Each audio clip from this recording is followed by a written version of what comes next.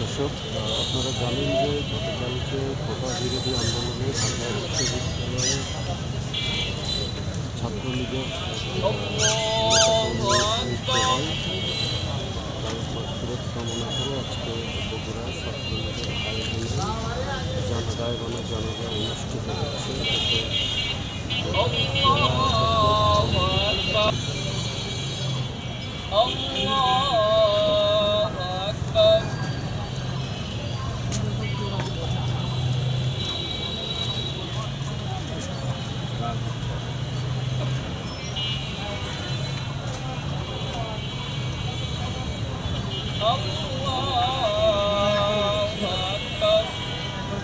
السلام عليكم ورحمة الله.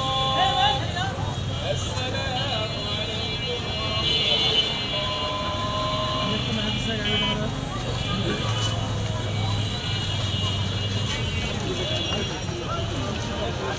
জানেন দেশে বর্তমান অবস্থার প্রেক্ষাপটে এই আমাদের সরকার বিরোধী যে জামায়াত এবং বিএনপি যারা আছেন তারা এটাকে একটা ইস্যু করে অহৈতুক একটা ইস্যু করছে আমি মনে করি। এই কারণে যে বিষয়ে হাইকোর্ট যে রায়টা দিয়েছিল এটা আপনারা সবাই জানেন, তার প্রেক্ষাপটে আপিল হয়েছে সুপ্রিম কোর্টে। সুপ্রিম কোর্ট থেকে হাইকোর্টে আজ স্থগিত করছে।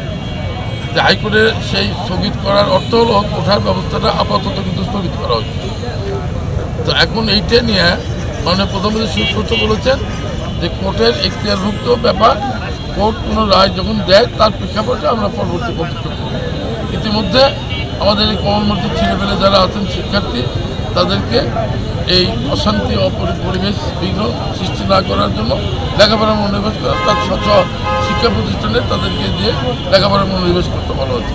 এরপরে আপনারা দেখছেন যে প্রকাশ্য এই কমলমতি ছাত্রদেরকে নানানভাবে বিভ্রান্ত করে এখানে আইনশৃঙ্খলা অবনতি করা হচ্ছে। তার ধারাবাহিকতা বগুড়াতেও কোনো অহেতুক কোনো ঘটনা ছাড়াই তারা এইভাবে আমাদের দলীয় কার্যালয়ে যেভাবে অনুসন্ধান করা হয়েছে, পার্শ্বে আমাদের দলীয় একজন নেতার কার্যালয়ে সেখানে অনুসন্ধান করা হয়েছে, জাসদ অফিসে অনুসন্ধান করা হয়েছে, মুক্তিযোদ্ধা কার্যালয়ে অনুসন্ধান করা হয়েছে, এভাবে তারা আইনশৃঙ্খলা বিঘ্ন করার চেষ্টা করতেছে।